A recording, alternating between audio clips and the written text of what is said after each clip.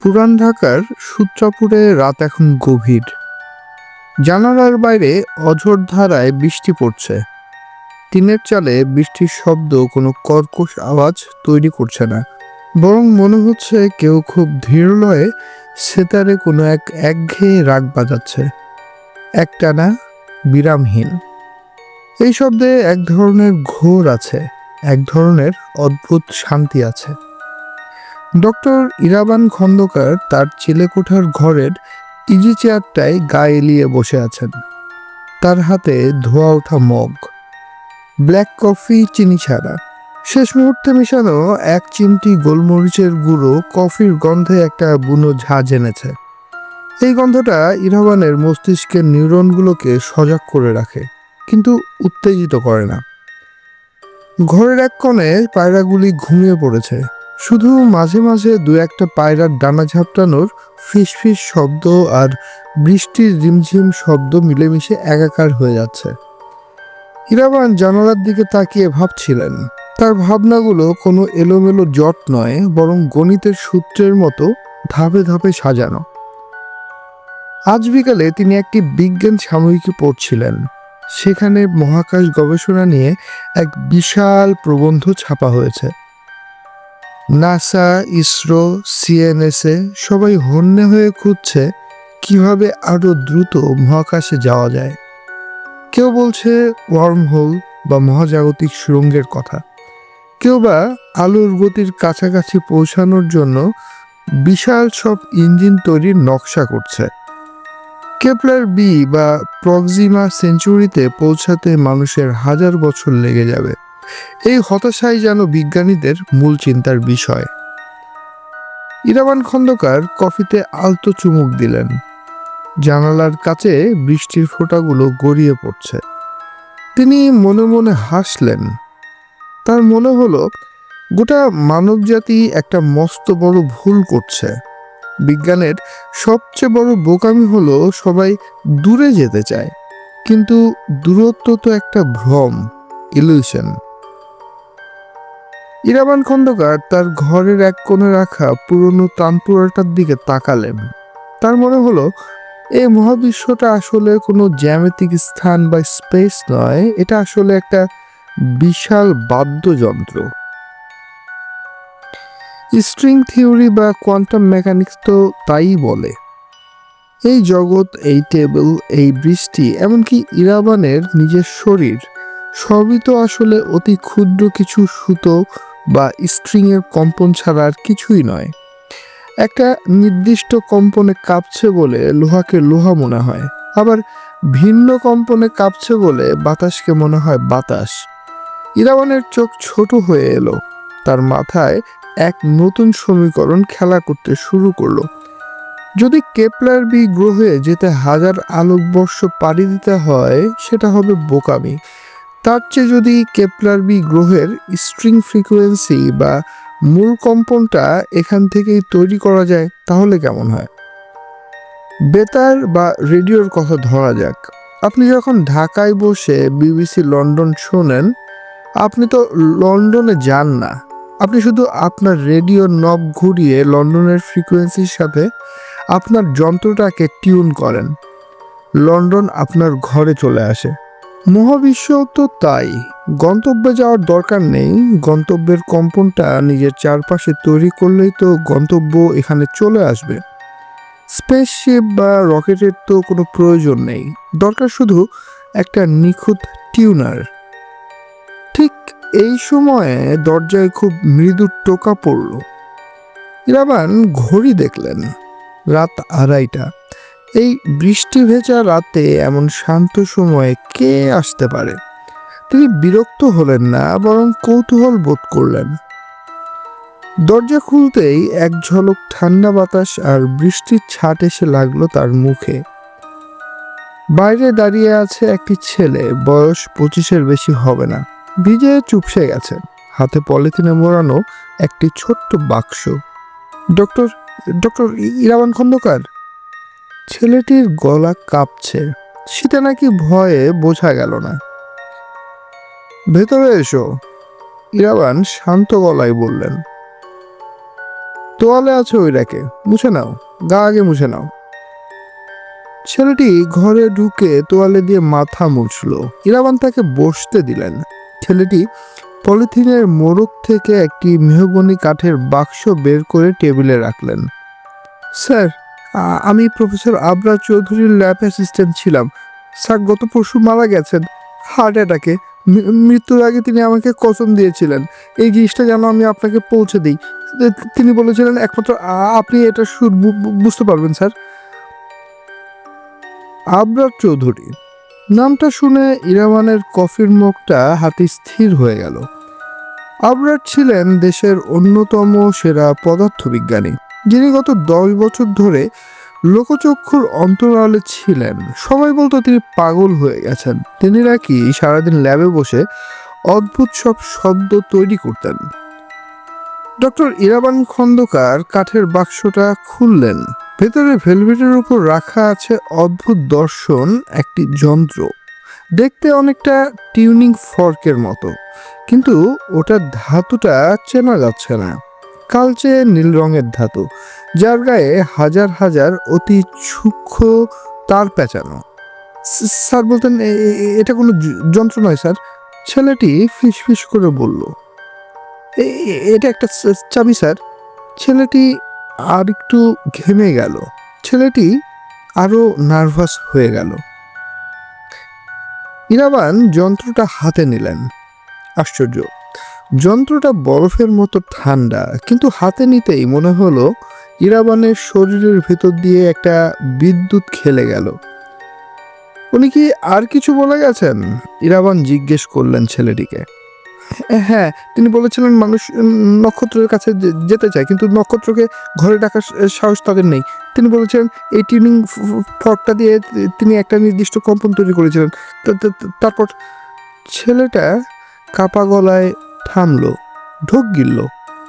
তারপর তারপর তার ল্যাবরেটরি দেয়ালগুলো এক অদৃশ্য হয়ে গিয়েছিলেন স্যার। আমি নিজের চোখে দেখেছি। বিশ্বাস করুন স্যার, বিশ্বাস করুন। দেয়ালের ও পাশে ঢাকা শহর ছিল না, ছিল বেগুনি রঙের আকাশ আর দুটো চাঁদ। স্যার ভয় পেয়ে যন্ত্রটা বন্ধ করে দেন স্যার, কিন্তু সেই দখল তিনি আর নিতে পারেননি স্যার। আমি আমি আমি যাই না স্যার। ছেলেটি কেঁদে দিল। ছেলেটি চলে যাওয়ার পর ঘরটা আবার নিস্তব্ধ হয়ে গেল। বাইরে বৃষ্টির শব্দ এখন আরো গাঢ় হয়েছে। ইরাবান টিউনিং ফর্কটার দিকে তাকিয়ে রইলেন।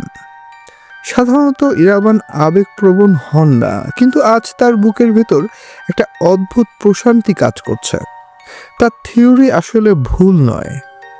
ডক্টর আবরার চৌধুরী তাহলে সত্যি সত্যি রেডিও নব ঘুরিয়ে ফেলেছিলেন। তিনি জানালার কাছে গিয়ে দাঁড়ালেন। বাইরে অন্ধকার। তিনি টিউনিং ফর্কটা হাতে নিয়ে খুব আলতো করে জানালার গ্রিলে একটা টোকা দিলেন। আওয়াজ হলো টুং। খুবই মৃদু শব্দ, কিন্তু শব্দটা বাতাসে মিলিয়ে গেল না, বরং সেই শব্দটা বাতাসের অনুপরমাণুর সাথে মিশে একটা রেশ তৈরি করলো। মনে হলো ঘরের বাতাসটা কাঁপছে। ইরাবান অবাক হয়ে দেখলেন তার জানলার বাইরে বৃষ্টির ফোঁটাগুলো হঠাৎ মাঝপথে থেমে গেছে। না, থামেনি, ওগুলো ভাসছে। সময় যেন থমকে গেছে এবং জানালার বাইরের অন্ধকারটা আস্তে আস্তে ফিকে হয়ে আসছে। সেখানে ফুটে উঠছে একটা অদ্ভুত নীলাভ আভা। বৃষ্টির সোদা গন্ধটা মিলিয়ে যাচ্ছে। তার বদলে ঘরে ঢুকছে এক অচেনা ফুলের গন্ধ, এমন গন্ধ যা পৃথিবীর কোনো ফুলের নেই। ইরাবান কফির মগে শেষ চুমুকটুকু দিলেন। ঠোঁটের কোণে গোলমরিচের ঝাল আর মনে এক গভীর প্রশান্তি। তিনি কোনো রকেটে চড়েননি, কোনো ওয়ার্ম হোলেও ঢোকেননি। তিনি শুধু তার চিলেকোঠার ঘরের চ্যানেলটা বদলে দিয়েছেন। তিনি বুঝলেন এই বৃষ্টি ভেজা রাতে তিনি আর ঢাকায় নেই, তিনি এখন অন্য কোথাও। আর এই রহস্যের শুরুটা হলো এক অদ্ভুত সুন্দর সুর দিয়ে। ইরাবান জানালার গ্রিল ধরে স্থির হয়ে দাঁড়িয়ে রইলেন কিছুক্ষণ। তার চোখের পলক পড়ছে না।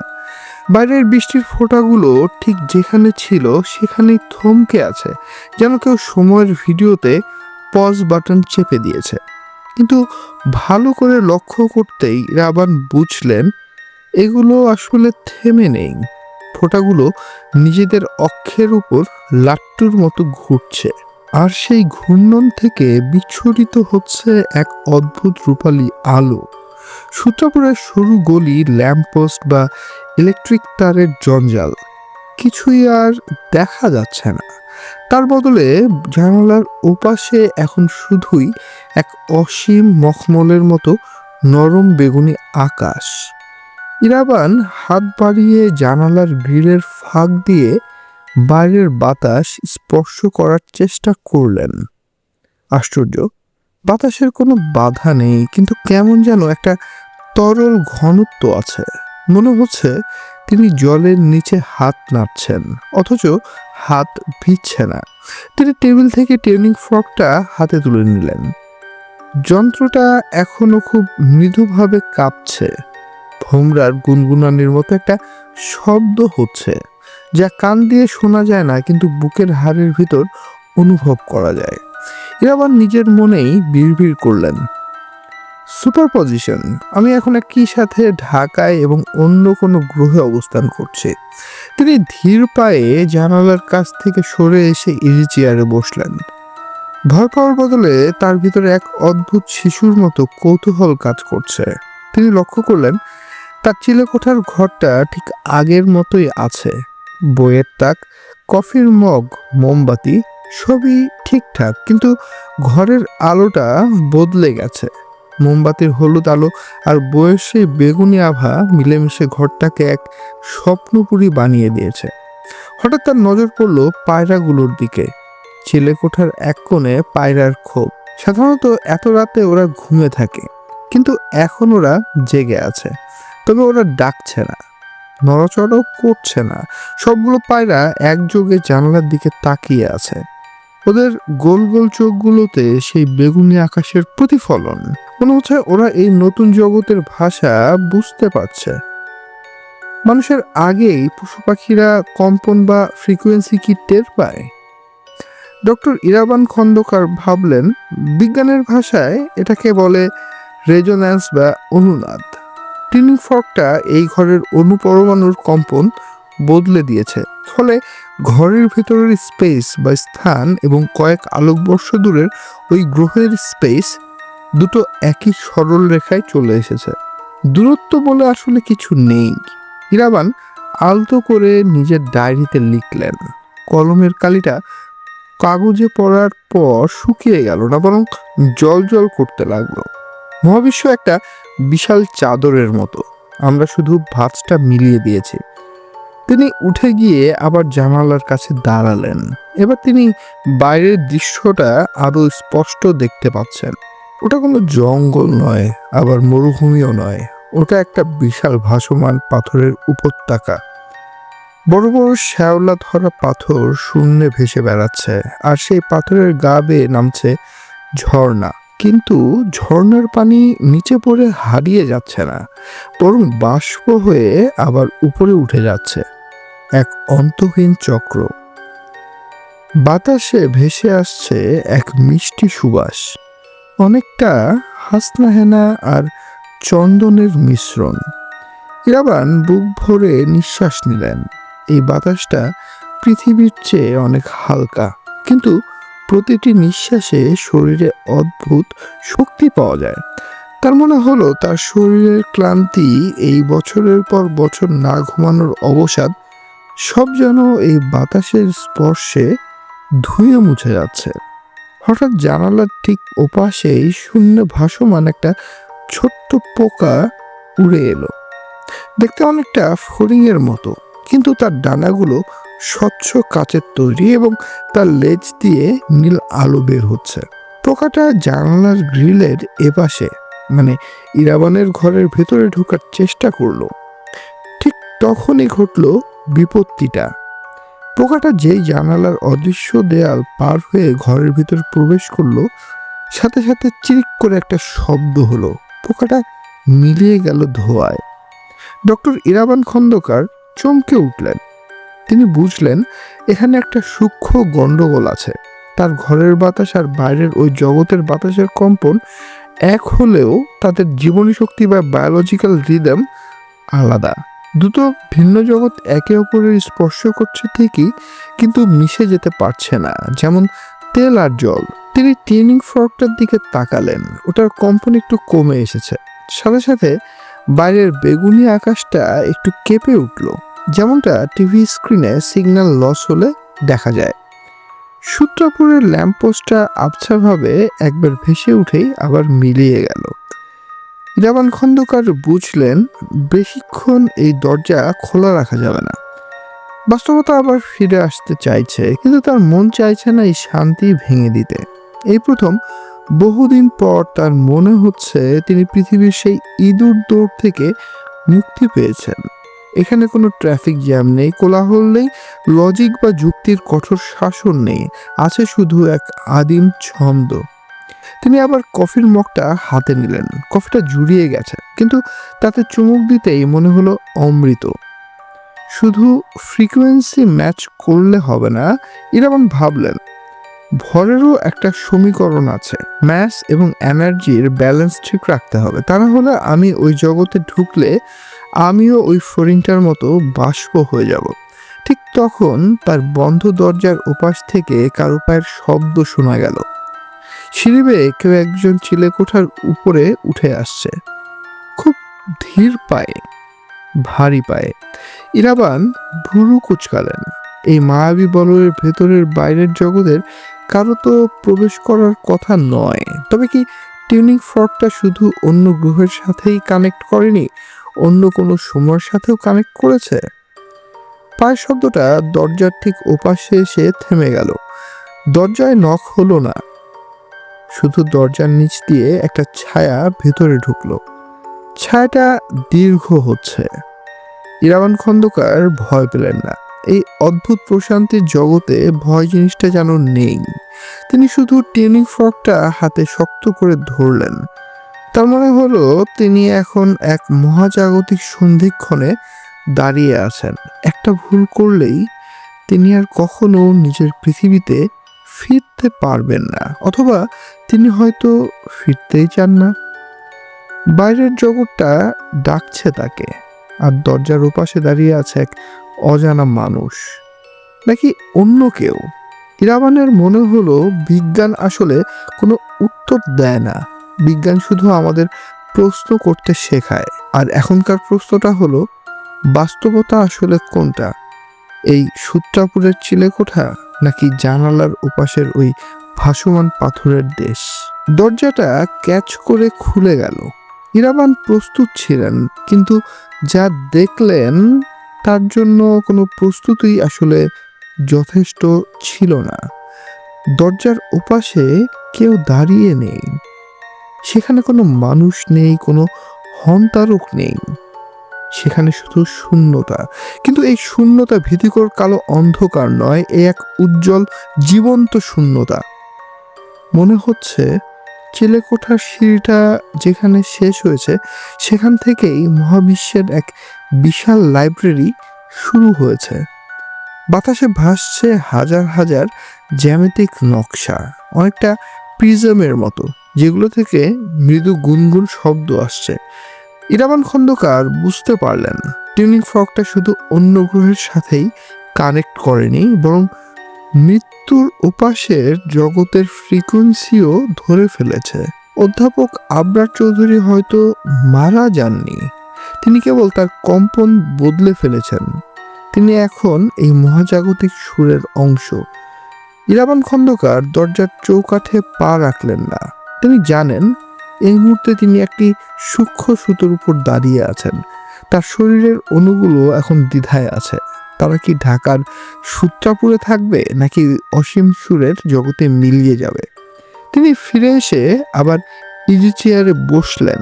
টিউনিং ফর্কটার কম্পন এখন অনেকটা ধীর হয়ে এসেছে, সেই সাথে বাইরের মায়াবী বেগুনি আকাশটাও ফিকে হয়ে আসছে। জানালার ওপাশে আবার ধীরে ধীরে ফুটে উঠছে ঢাকার পরিচিত সোডিয়াম লাইটের হলুদ আভা। ইরাবানের মনে হলো তিনি জীবনের সবচেয়ে বড় সত্যটা জেনে ফেলেছেন। বিজ্ঞানীরা এতদিন ভুল পথে হেঁটেছেন। তারা ভেবেছেন ভ্রমণ মানে হলো শরীরটাকে এক জায়গা থেকে আরেক জায়গায় নিয়ে যাওয়া। তারা হাজার হাজার টন জ্বালানি পুড়িয়ে রকেটে চড়ে আলোর গতির পেছনে ছুটে মরেছেন। কিন্তু মহাবিশ্ব তো কোনো স্থান নয়। মহাবিশ্ব আসলে একটা চেতনা, একটা টাইম। ইরাবান তার ডায়েরিটা খুললেন। শেষ পাতাটায় তিনি মাত্র কয়েকটা লাইন লিখলেন। আমরা যদি কোনো গানে সুর মেলাতে চাই, আমরা কি হারমোনিয়ামের ভিতরে ঢুকে যাই? না, আমরা শুধু গলা মিলিয়ে সুরটা ধরি। নক্ষত্র ভ্রমণও তাই। শরীর নিয়ে যাওয়ার দরকার নেই, শুধু নিজের চেতনাকে নক্ষত্রের কম্পাঙ্কে টিউন করলেই আমরা সেখানে পৌঁছে যেতে পারি। শরীর হলো হার্ডওয়্যার, ওটা পৃথিবীতেই থাক। চেতনা বা কনসাসনেস হলো সফটওয়্যার, ওটা নিমিষেই গ্যালাক্সি থেকে গ্যালাক্সি পাড়ি দিতে পারে। টেবিলের ওপরে রাখা ট্রেনিং ফর্কটা হঠাৎ থেমে গেল। শেষবারের মতো একটা মৃদু টুং শব্দ হলো, আর সাথে সাথে ঘরের বাতাস আবার ভারী হয়ে উঠল। সেই পরিচিত আর্দ্রতা, পুরনো বইয়ের গন্ধ আর বৃষ্টির ভেজা ভাবটা ফিরে এলো। জানালার বাইরে এখন আর বেগুনি আকাশ নেই, সেখানে আবার অঝোর ধারায় বৃষ্টি পড়ছে ঢাকার বুকে। টিনের চালে সেই পরিচিত রিমঝিম শব্দ। পায়রাগুলো মাথা গুজে আবার ঘুমে ঢলে পড়ছে। মোমবাতির আলোটা স্বাভাবিক হয়ে গেছে, সবকিছু ঠিক আগের মতো। কিন্তু ইরাবান জানেন কিছুই আর আগের মতো নেই। তিনি উঠে গিয়ে জানালার গ্রিল ধরে দাঁড়ালেন। বৃষ্টির ছাট এসে তার মুখে লাগলো। এবার আর বৃষ্টিটা থামলো না, ভাসলো না। ঠান্ডা জলের স্পর্শে তিনি এক অদ্ভুত শান্তি অনুভব করলেন। তার মনে হলো এই যে পৃথিবী, এই যে বৃষ্টি, এই যে এক কাপ কফির উষ্ণতা, এটাই তো আসল ম্যাজিক। কেপলার বি গ্রহে হয়তো বেগুনি আকাশ আছে, কিন্তু সেখানে কি এমন মাটির সোদা গন্ধ আছে? সেখানে কি এমন বৃষ্টির গান আছে? ইরাবান খন্দকার হাসলেন, খুব তৃপ্তির হাসি। তিনি টিউনিং ফর্কটা খুব যত্ন করে আবার সেই মেহগনি কাঠের বাক্সে ভরে রাখলেন। বাক্সটা তিনি তালাবদ্ধ করে তার আলমারির সবচেয়ে গহীন কোণে রাখলেন। মানবজাতি এখনো এই সুর শোনার জন্য প্রস্তুত হয়নি। ওরা এখনো রকেটে চড়ে দূরে যেতে চায়, ওদের যেতে দেওয়া হোক। ইরাবান খন্দকার তার শর্টকাটটা নিজের কাছে রাখলেন। তিনি এখন জানেন, চাইলেই তিনি চোখ বন্ধ করে এই মহাবিশ্বের যে কোনো প্রান্তে পৌঁছে যেতে পারেন। তার জন্য কোনো যন্ত্র লাগে না, শুধু মনটাকে শান্ত করে সঠিক সুরে ভাবতে হয়। ইরাবান আবার তার ইজি চেয়ারে গা এলিয়ে দিলেন। কফির মগটা খালি, কিন্তু তার মনটা কানায় কানায় পূর্ণ। বাইরে বৃষ্টি পড়ছে, একটানা বিরামহীন বৃষ্টি। সেই শব্দে পৃথিবীর সমস্ত ক্লান্তি ধুয়ে যাচ্ছে, মুছে যাচ্ছে। ডক্টর ইরাবান খন্দকার চোখ বন্ধ করলেন। আজ বহু বছর পর তার চোখের পাতায় এক গভীর ঘুমের আবেশ নেমে এলো। আজ আর ইনসোমনিয়া নেই, আজ আছে শুধু নক্ষত্রের তানপুরা আর বৃষ্টির শান্তিনিকেতনী গান।